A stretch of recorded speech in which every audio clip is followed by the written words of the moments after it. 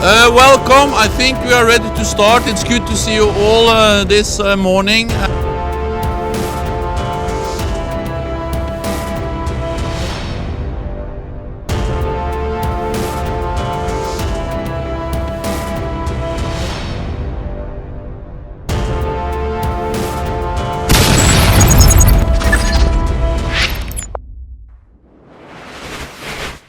Strategi cerdas Taiwan serang bendungan terbesar di dunia milik China.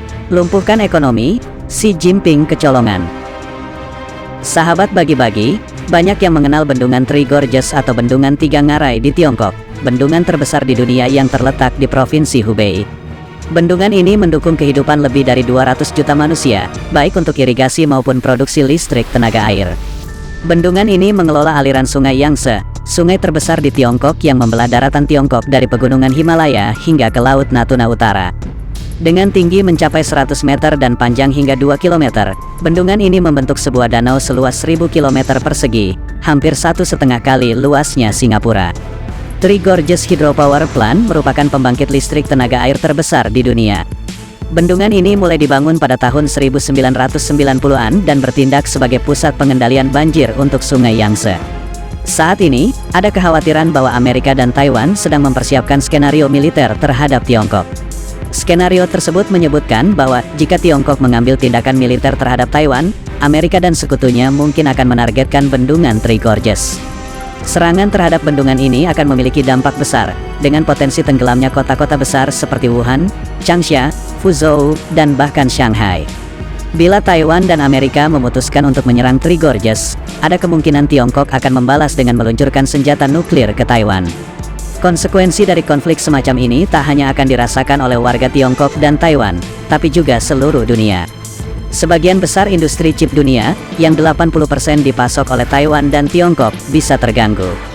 Bencana ini juga akan berdampak besar pada perusahaan teknologi global seperti Facebook, Apple, Amazon, Netflix, dan Google yang beroperasi di kedua negara tersebut. Ada pertanyaan mengapa Amerika memilih untuk melakukan hal ini. Banyak yang percaya bahwa langkah ini diambil untuk memastikan dominasi Amerika dalam ekonomi global dan menjaga posisi dolar sebagai mata uang dominan. Amerika saat ini terlihat semakin agresif dalam menghadapi Tiongkok, dengan memperkuat pertahanannya di Pasifik dan mendekatkan diri ke Taiwan.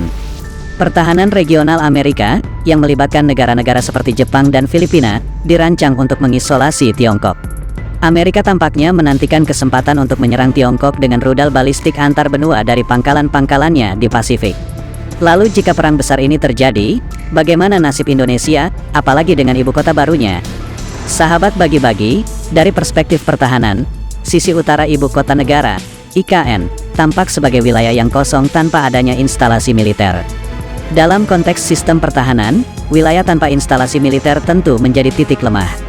Membangun pusat pemerintahan baru seharusnya memprioritaskan peningkatan pertahanannya terlebih dahulu.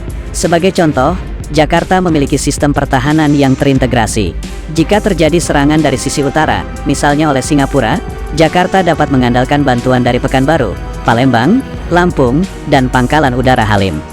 Dari sisi timur, Makassar dan Surabaya siap menghadapi potensi ancaman. Sementara dari sisi selatan, apabila Australia mengambil tindakan, Yogyakarta dan Madiun telah disiapkan.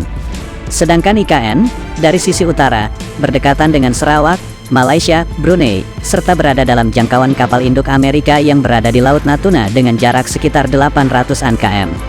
Dari Sarawak sendiri, IKN berjarak sekitar 600 km. Dengan demikian, pertahanan IKN harus diperkuat untuk menghadapi potensi ancaman. Bagaimana menurut kalian? Yuk diskusikan di kolom komentar. Merdekalah kita seutuhnya, merdeka!